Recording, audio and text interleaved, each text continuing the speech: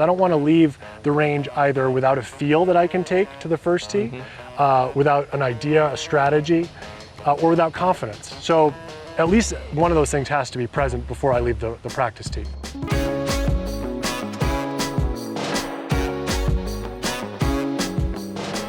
So we are joined today by professional golfer Mark Baldwin. Mark, a lot of players at home, a lot of students I've coached over the years are always asking, what should I do to warm up? And the reality is most amateur golfers barely get there in time for their tee time. So today I want you to kind of walk through what you would do if you had 30 or less minutes to warm up. So hopefully you at home can take some of these nuggets away, maybe find out what you feel is the most important thing that you would start for first if you're pressed with time to warm up, and we'll go from there. Sure. Well, for you at home, if you're maybe late to the golf course, or you're coming from work, or you have engagements with your children, or maybe your car got stolen, and you have limited time because you're filling out police reports. For me, I may or may not have dealt with one of those things recently. The most important thing is really just engaging your muscles, getting them ready and prepared. And so I did, like this morning, for instance, I didn't have a lot of time. Showed up cold, had been in somebody else's car, not my own, and really want to activate the muscles. So started by just doing some single leg squats, doing some balance exercise. I just took a club, held it, with one hand, just kind of reach down below your knee, kind of pick a point, and it gets you not only not only warms up your muscles, but kind of engages your balance, and gets you in a focused frame of mind, where you're quieting your mind, kind of all the stresses and the worries outside of what you're about to do dissipate. So that's really where I start, is just, I want to stretch, I want to get my muscles warmed up, and I want to feel like, even if I only get a few swings after that, they're going to be meaningful, good swings. Yeah, no, and that's perfect, because you're getting your body warmed up, you're getting in tune with what your body feels like, getting the body moving. That's crucial, because for a lot of us, you play golf leagues and whatnot, or you're getting out there on the weekend early in the morning, and whether you're sitting at a desk or you're just jumping out of bed, you're sitting in a car for an hour, it's so important to get your body rotating, get the blood flowing so you don't hurt yourself. The last thing you want to do when you're coming out here to have a fun time with your friends or family is create an injury. So exactly. That's spot on. I think that's so important, because often you see so many golfers just roll right out of the parking lot, walk to the first tee, or they go to the driving range and they just start wailing drivers, and we wonder why we have so many students who come in with injuries.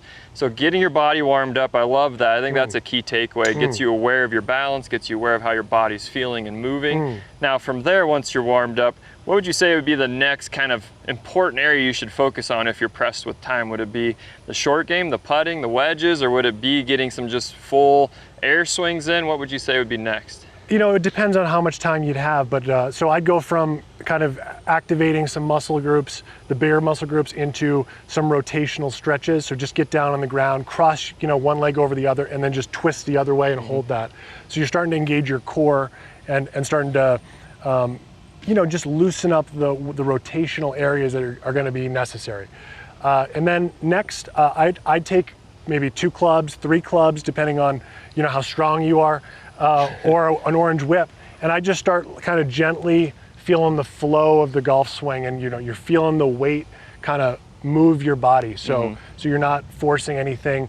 The club head weight is just dropping kind of down in front of your body. You're kind of feeling the bottom a little bit, and so from there, let's say you only have 5 or 10 minutes, right? For me, I would hit probably 5 or 6 wedges and start just by going like hip high, and then shoulder high, make one full one, then go back down to a 3/4. So you're just feeling these kind of different positions, seeing the different flights that you produce.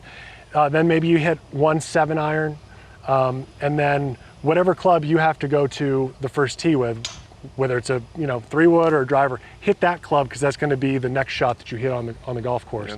And you'll see so many pros, this is what they do. They go through a much longer routine, but the last club that they hit prior to going to the tee is the exact shot that they're going to face for the very first shot of the day. No, and that's so good. It's more about getting the body moving, hitting a few shots, shorter shots, and then, you know, ending with that club you're going to about hit in just a couple of minutes. Right. Now that's key. Now if we do have more time, or like you touched on there, if you do have more time or it is a full warm-up, what does that look like and how would that be different? You know, because you just mentioned doing some half, three-quarter wedges, maybe a 7-iron. Are you looking for shot shape or pattern or distances, or is it more just making solid contact, get the body saying, all right, this is what it feels like to swing at a golf ball and go to the first tee, or are you trying to see different distances out there even if you're pressed for time?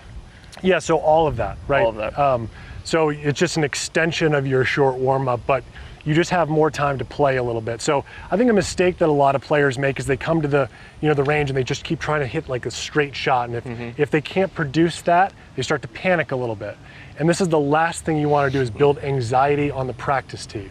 This is the exact opposite that you're going for. So I'm out here, I'm trying to just get different feels. And it's like, you know, if you're a major league pitcher, you're not throwing 100%. And really until you get to the mound, right? Yeah. So you're building to that. And so I'll hit some shots off 1 foot sometimes. I'll try to feel the club a little further behind me. I'll try to get the club moving left and just see what feels right, because like your body's constantly, you know, in flux, right? Like the way my body feels today is almost never going to be the way it feels the day before. So you hear all the time, feels versus real, right? Yep. And you can kind of see, okay, if today I may have to feel something totally different to produce what created a great shot yesterday. Yep. So I'm just feeling different things, and maybe a draw works today, maybe a cut works today. What feels more natural? So those things. And then after that, after I built confidence, I don't want to leave the range either without a feel that I can take to the first tee, without an idea, a strategy, or without confidence. So at least one of those things has to be present before I leave the practice tee. Okay. Then I'll go, I'll hit some like short pitch shots. I might hit some high soft ones, and then I might hit some kind of low runners, and just see how the greens are reacting to my different face angles and my different contact positions. And then, the most important thing I think in short game early on is to find your speed on the putting green, right? So I'll start by taking a few balls, and I won't even roll them at a hole. I'll just see something, a specific point on a putting green, maybe the edge of the fringe, and I'll just roll it at that. And all I'm trying to do is make free flowing strokes. So, a lot of times guys and girls go to the practice green and they'll throw down balls 6 feet, 8 feet, right? And they miss those first couple, and all of a sudden, again, the walls start closing in, you start getting tentative. And I just want that putter to be flowing freely, and not to create stress prior to going out to the golf course, where I know at some point I'm going to face some sort of stressful situation. Yeah, of course. You don't need to build more stress, right? And there's a lot of key points in that I think so many of you can take home.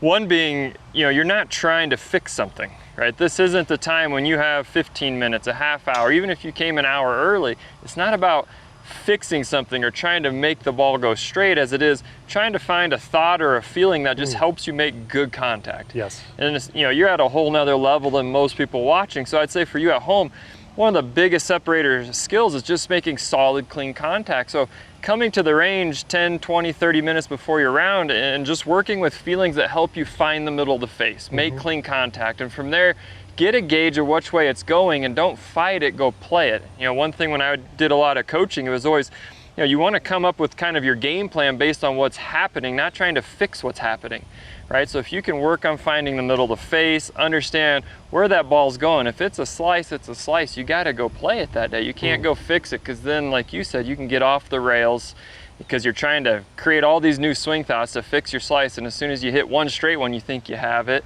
and then you're a basket case out there. So play with what you have, work with some thoughts or feelings that help you find the middle of the face, hit some wedge shots in there to get a sense of how the green's reacting, and then you touched on it, get a feel for speed. I mean, we were out here at the Pro-Am today and we saw putts going, 6 feet short to 15 feet by. Like, speed control is so important for so many out there. So getting that feel for speed, and then I'd always say, knock in a couple 3-footers right before you step off the green for confidence. It's all about building your confidence versus creating anxiety, and having a plan to go to that first tee with confidence and hit that first shot and go have fun. Right. Perfect. I love it. Thank you. That was awesome. Thanks a lot.